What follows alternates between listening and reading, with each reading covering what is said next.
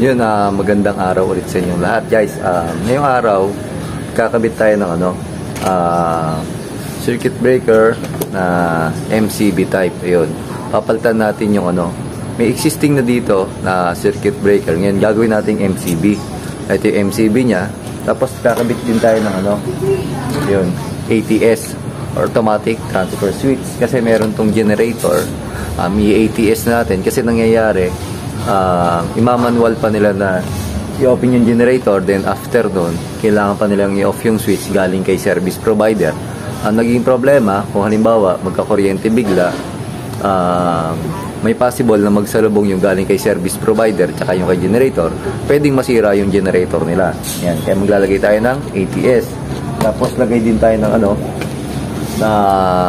yun, RCBO doon sa bagong breaker nila. Naglalagay natin yung MCB nga kasi lalagyan natin ng yung residual current. Kailangan natin makontrol yung power surge kasi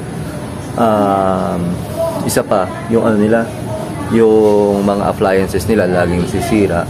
Kung power surge, maglalagay din tayo ng surge protection, guys, kasi yung mga ref nila yun, pag minsan nasisira gawa ng sobrang lakas ng kuryente, pagbalik lakas pag kumikidlat.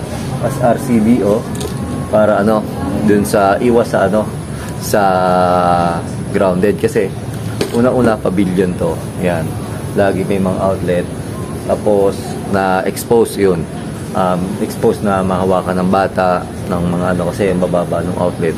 Kaya lagyan din tayo RCBO para safe, guys. Tapos may mga nababasa na outlet, yun yung mga outlet nila kasi may open area kagaya ito, open ito, tapos may mga outlet kahit na ayun yung mga ilaw nakikita yung nakahang na yun, prone na maging grounded. Lagyan na lang natin RCBO kasi kahit sabihin natin na weatherproof siya, prone pa rin na mabasa, guys. Pinapasok pa rin talaga ng tubig, di may iwasan na pasukin ng tubig.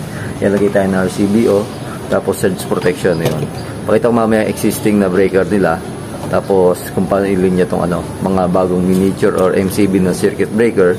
At itatama na rin natin yung mga amps kasi may time na shorted na yung outlet nila nangyayari, masyadong mataas yung circuit breaker kaya hindi nagtitrip yun. Kumbaga sunod mo yung outlet, yung breaker nakataas pa rin or hindi nagtitrip, guys. Yan, itatama natin din yung mga amperes nila nung ilaw, nung outlet, tsaka yung maglalagay tayo ng ATS or automatic transfer switch para safe din yung kanilang generator, tapos power surge tsaka RCBO, yung surge protection, guys, para safe yung kanilang mga appliances naman.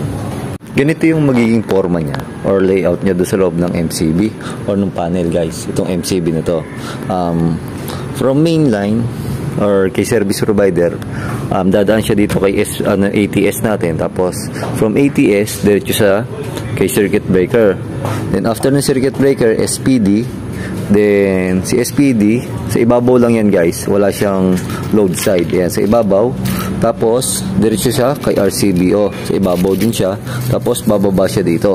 Yan. Importante nga pala yung SPD natin or surge protection is naka-ground, guys, para doon niya itatapon yung sobrang current or yung surge ng current nung kuryente.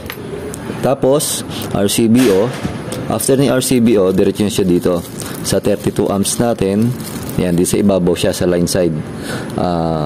Actually, pwede din dito sa ilalim, tapos yung load side sa ibabaw natin. Kasi itong MCB, guys, is pwede siya magkabaligtad, yung load side tsaka line side. Kumbaga, itong ating MCB is reversible siya. Pwedeng ito yung maging line side sa ilalim, tapos yung load side natin or papunta na sa outlet tsaka mga ilaw is dito sa ibabaw, guys. Pwede natin dito lagay yung bus bar para hindi madumi yung wire, kung baga hindi naakit dito kasi reversible nga siya. Sabihin yung line side, pwede ito yung maging line side, ito yung load side. Kumbaga pag reversible yung ating circuit breaker, magtitrip siya. Meron kasi mga circuit breaker na hindi reversible or non-reversible. Kapag nagkabaligtad yung line side tsaka load side, kahit nagka-problema na sa linya, minsan hindi siya magtitrip.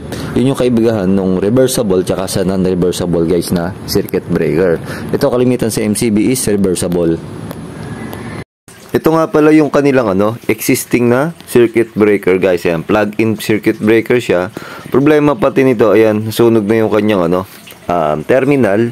Yun, kaya naglulus na yung mga ano niya, ilaw or nakabit ditong breaker. Kumbaga, yung mga ilaw kumukurap na, yung mga outlet minsan nawawalan power. At the same time, delikado na to kasi umiinit na guys yung ano niya, yung breaker niya o yung terminal niya. Nagiinit na yan, nagkakaroon na yan na spark.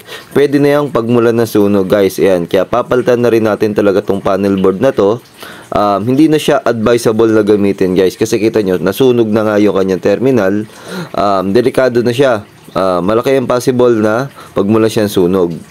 Yan, dito nga pala guys, yan, i-drill natin yung panel board itong ating MCB. Yan, lalagyan natin yung ano, mga miniature circuit breaker niya, tas SPD, tsaka yung kanyang RCBO. Yan, nilalagyan ko na yung jumper yung tatlo guys, yung main breaker, papunta sa SPD, tsaka RCBO.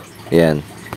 Bali yung jumper niya, ganyan lang guys. Yan, nasa ibabaw yung ano, yung, kasi dumaan muna siya sa breaker, tapos diretso sa SPD, tapos sa RCBO, tapos sa ilalim ng RCBO, doon tayo ko-connect guys, papunta dun sa mga branches natin. Ito yung main natin, di sa ilalim natin kakabit.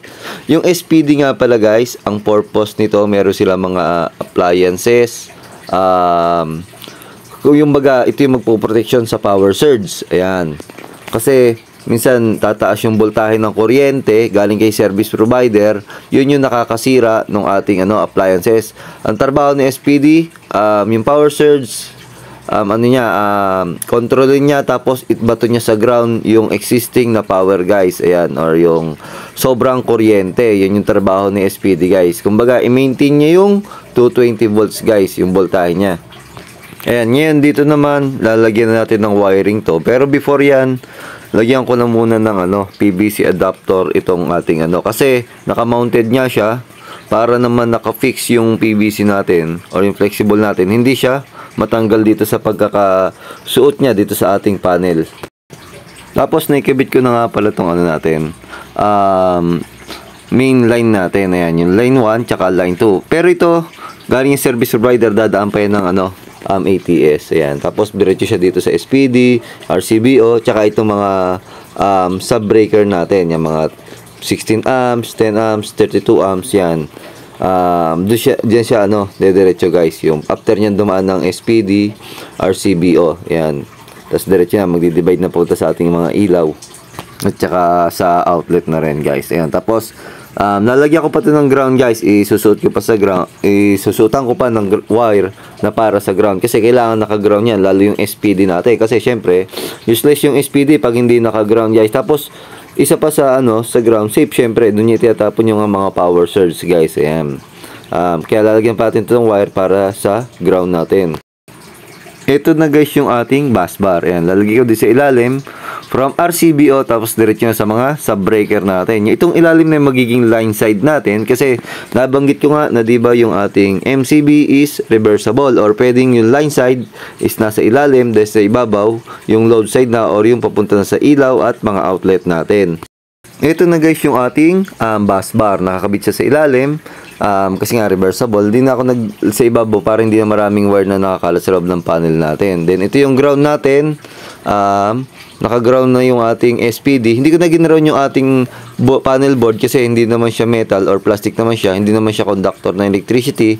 Kaya hindi siya maging prone na maging ground. Kasi useless lang din. Tapos ATS natin. Then yung source ng ating generator. Kakabit ko siya dito sa ATS. Dito sa ibabaw. Yan. Dito sa emergency power. Yan guys. Yung ating line 1 tsaka line 2 nakakabit na sa main breaker natin na MCB. Tapos yan, kabit ko dito sa ilalim yan.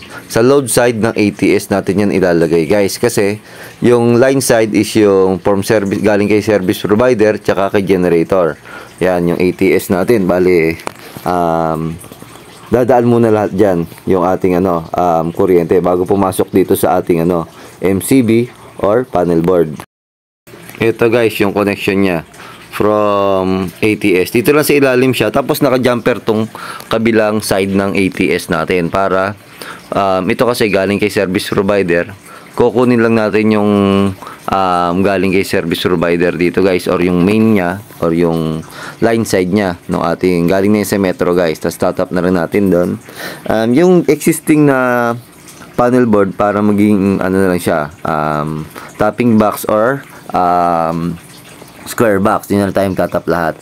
Kasi, yan, may mga existing na wire na to. Yan, mag-i-splice na lang tayo dito guys. Papunta dito sa ating bagong MCB or bagong breaker ng ating itong project natin. Ayan, tapos dyan natin kakabit yung 32 amps, yung sa 16 amps.